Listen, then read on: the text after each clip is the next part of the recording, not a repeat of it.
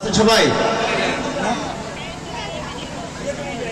নিম্ন নবদ্বীপ শ্রী শ্রী হরি ও দুর্গা মন্দিরে আজকের এই মহাসপ্তমী অনুষ্ঠানে উপস্থিত এই নলচিরা সহ বিভিন্ন অঞ্চলের সনাতন ধর্মাবলম্বী সহ অন্যান্য ধর্মের শুভানুধ্যায়ী যারা, তাদেরকে সকলকে জানাই শ্রদ্ধা ও ভালোবাসা।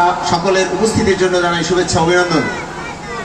সম্মানিত শ্রোতা, একটি বার্তা দেওয়ার জন্য আপনাদের মাঝে দাঁড়িয়েছি, আর সেই বার্তা হলো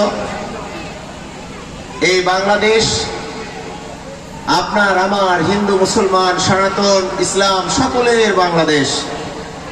এই বাংলাদেশে কোনো প্রকার সাম্প্রদায়িক সংঘাত যেমন থাকবে না। এই বাংলাদেশ হবে আপনার আমার, এই বাংলাদেশ হবে সকলের আগে বাংলাদেশ। বাংলাদেশ জাতীয়তাবাদী দলের ভারপ্রাপ্ত চেয়ারপারসন জননেতা তারেক রহমান বলেছেন, সবার আগে বাংলাদেশ। আমরা বিগত সরকারের সময় দেখেছি সবার আগে বাঙালি, পাহাড়ির কোনো অবস্থান থাকবে না। আপনারা বর্তমান পত্রিকায় দেখেছেন, টেলিভিশন নিউজে দেখেন, পাহাড়ে অশান্ত হয়েছে। এই অশান্ত পাহাড় সৃষ্টির জন্য ষড়যন্ত্র হচ্ছে। আমরা বাংলাদেশে সকল বাঙালি, সকল বাংলাদেশি কাঁধে কাঁধ মিলিয়ে বসবাস করতে চাই। আগামী নির্বাচনের পরে আমরা একটা নতুন বাংলাদেশ চাই, যে বাংলাদেশ হবে ফ্যাসিবাদ মুক্ত, যে বাংলাদেশের সমস্ত মানুষ হবে মানুষরূপী।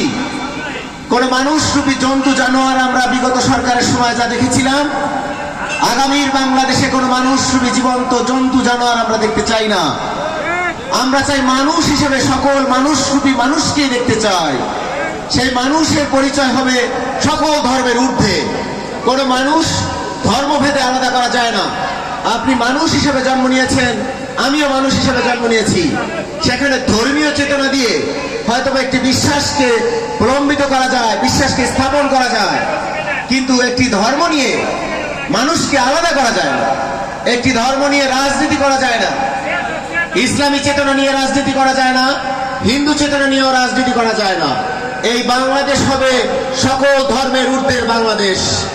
আমরা সনাতন ধর্মাবলম্বী সকল ভাইদেরকে আগামীর বাংলাদেশে পাশাপাশি থেকে একটি সমৃদ্ধশালী ফ্যাসিবাদ মুক্ত বাংলাদেশ গড়ার অঙ্গীকার রেখে আপনাদেরকে সেই বাংলাদেশ গড়ার অংশীদার হওয়ার অনুরোধ রেখে বক্তব্য শেষ করছি। সবাইকে সকলকে আবারও শারদীয় শুভেচ্ছা, ধন্যবাদ।